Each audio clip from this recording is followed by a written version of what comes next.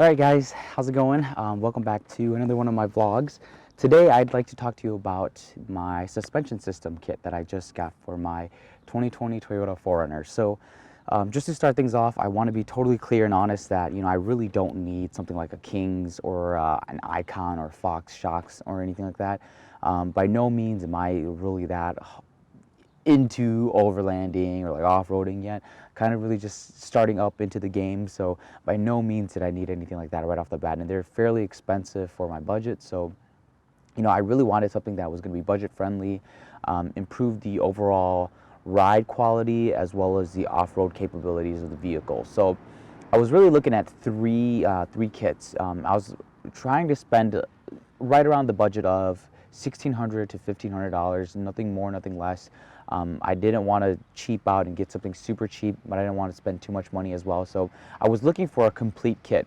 I'm kind of the mindset of buy once, cry once, and since I was taking out the shocks and the struts and everything already, I would just switch out the upper control arms as well. So that was kind of my mind frame. I wanted a complete set to switch out the arms as well as the whole shocks, struts, and everything.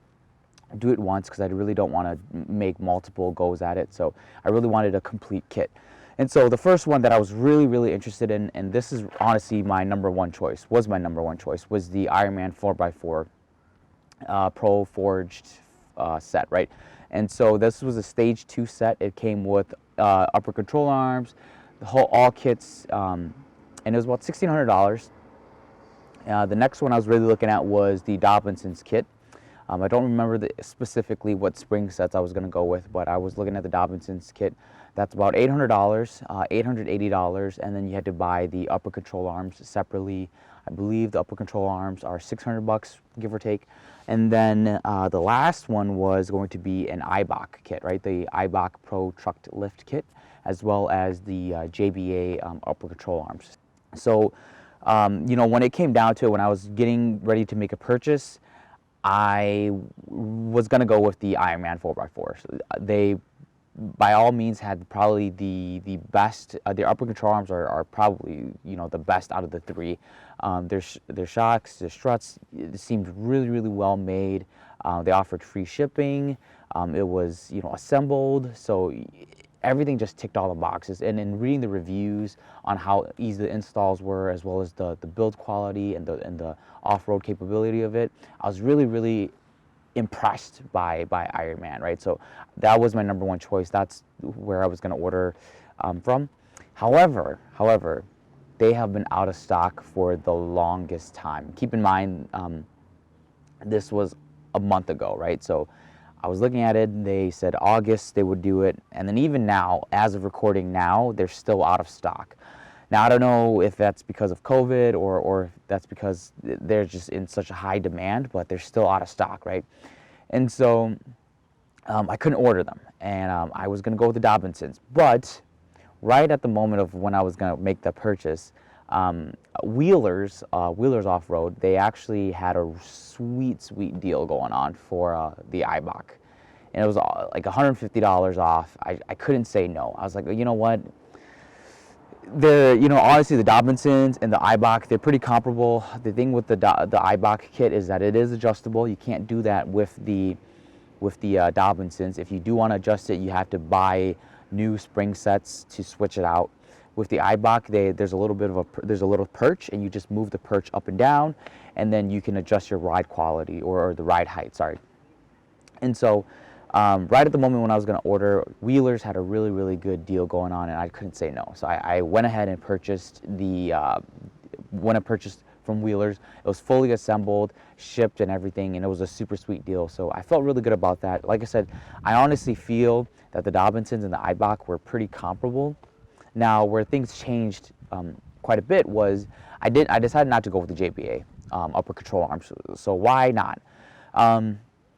After doing some research, JBA JBA upper control arms, there has been a lot of I wouldn't say bad, but there's been a lot of fitment issues with wheels and tires, right? And so on their listing for the upper control arms, it specifically says you have to have these tires and these sort of wheels in order to clear the upper control arms. And I already know what type of wheels and tires I'm getting, right? And so I looked at my spec sheet with their spec sheets of like which ones would clear, and it was really, really close. I even emailed them and said, hey, do you think this will clear your upper control arms? Because I would hate to install everything, buy my wheels and tires, install them, and have a fitment issue. Don't want to do that, right? It's too much of a hassle. So they said, yes, it should, but it's going to be pretty tight. We can't give you a definite yes or no, right? And so I was thinking to myself that, hey, you know what? If I'm going to spend this much money, I'd rather do it right? I'd rather just get something and be sure that it's gonna clear. And so on T4R forums, there's a gentleman who runs the Dobinson's forum. So I messaged him and I said, hey, you know what? These are my wheels and tires that I'm gonna be getting. Will the Dobinson's upper control arms clear? And he said yes. You know, I've had no fitment issues with the tire size and wheel size that you're going with. So I decided to go with the Dobinson's upper control arms. I did get them pressed, the ball joints pressed. I would say though that one of the advantages with the Dobinson's upper control arm is that you don't have to do any maintenance on them. They're completely sealed, and where I live in Minnesota, we get a lot of snow, so we get a lot of salt, right? So the upper control arms are completely sealed. You don't have to worry about oiling them and having regular maintenance on them. That's one of the drawbacks with the JBA upper control arms, is that it's only half sealed, right? Only the boot is sealed. There's a Zerk fitting on top where you have to oil it every 5,000 miles or something like that. And so I thought to myself, hey, you know what? I'd rather just save myself the time, not have to deal with every, you know, like a routine maintenance check, have it be completely sealed, not have to worry about the salt and the dirt and grime that we get up here in Minnesota. So I decided to go with the Dobinson's upper control arms in combination with the Eibach ProTruck lift kit. So I've had it for about 500 miles now.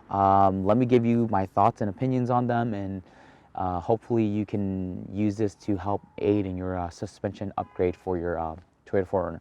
So 500 miles, what do I think so far? Okay, so I would say right off the bat that installation went by super smooth. I did get the kit fully assembled from Wheelers. I will say to you guys, if you're gonna get this kit, just pay the extra $100 and get them fully assembled. They come with new top hats, new top struts or top hats, whatever you want to call them, right? They come fully assembled. You just pop out your old ones, plop them in, and you're done, right? You don't have to rent a spring compressor. You don't have to worry about reusing the old top hats and all that stuff. Granted, my car's fairly new. My top hats probably would have been fine, but I got them fully assembled from Wheelers, delivered right to my door, installed. It did take me 8 hours. It is time consuming. So I will say that if you have a lift, it's going to speed up your workflow immensely, right? So we only had jack stands and floor jacks. So it did take quite a bit, because you know you have to jack up one side, lower it, go to the other one, switch them out like that. So that does take quite a bit of time. So if you have access to like a lift, that's going to probably cut your work time in half, right? So it did take us 8 hours, basically a full day to install them, but I would say that it's fairly easy. It's not complicated at all. There's many tutorials on YouTube that shows you how to install, you know, like a basic lift kit or whatever. If you just follow one of those, it's gonna be super easy. I would say that Marty Motoring, I do follow him on YouTube as well. He did a whole install video as well as a write-up on trail4hours.com. Read that before you even attempt to install. Read it, go through the whole thing, familiarize yourself with what you're supposed to do, and it'll be a breeze, right? And so install was easy, super slick, super easy to do. Me and my dad, we did it in about 8 hours. Super easy to do. The upper control arms, same as well. It was pretty easy. I would say that if you have an older vehicle, you have more miles on there, it might be getting the rod out of the upper control arms might be a little bit difficult, but for us it was pretty easy. So ride quality, what do I think about it? It has gotten so much better, guys. I'm gonna be honest with you, I probably should have done this sooner. I should have probably got a kit sooner, but the nosedive that plagues all stock 4Runners is virtually gone. If I'm going really fast and I gotta make a, you know, like a hard brake, you'll notice it a little bit. But for the most part, if you're just driving down, you know, 40, 50 miles an hour and you slowly brake, the nosedive is completely gone, virtually non-existent anymore, right? Also, handling cornering, you're not going to experience a major lean to the side that stock 4Runners have, right? So that almost has completely gone to the wayside as well. Um, it is hard. The ride quality is a little bit harder. You will feel some of the bumps, but it's not uncomfortable, right? It also smooths out a lot of those big bumps that you feel on the side of the road. And so if you're going through, you know, like large bumps or you know, small potholes or whatever, it's going to smooth it out, and you're really not going to feel a lot of it. So I would say that the ride quality has been significantly increased. Also, the lift makes the 4Runner look so much better, guys. Seriously, the rake that was on this car is almost even out. There's a slight lean on the driver's side, but other than that, it looks so badass, guys. This lift makes the 4Runner look more substantial, you know, if that even makes any sense. But it looks so much better. And so I would say overall ride quality, awesome. Installation, easy, super easy to do. Looks, thumbs up, man. Looks super good. So knowing that, would I make this purchase again? If the Ironman 4x4 was in stock, I probably would have gotten that set. I'm still really sold on that set, honestly, guys. That's still my first choice. However, you know, life happens and things happen, and you know, deals come through, and so, you know, for one way or another, I ended up with the Eibach kit. But regardless, guys, I'm super impressed. I'm still very happy with this kit. Like I said, I've had it for about 500 miles now. I actually took it on a 300-mile road trip, and you know, for that amount of time, I haven't noticed a large settling yet, right? So the car is pretty much even all throughout.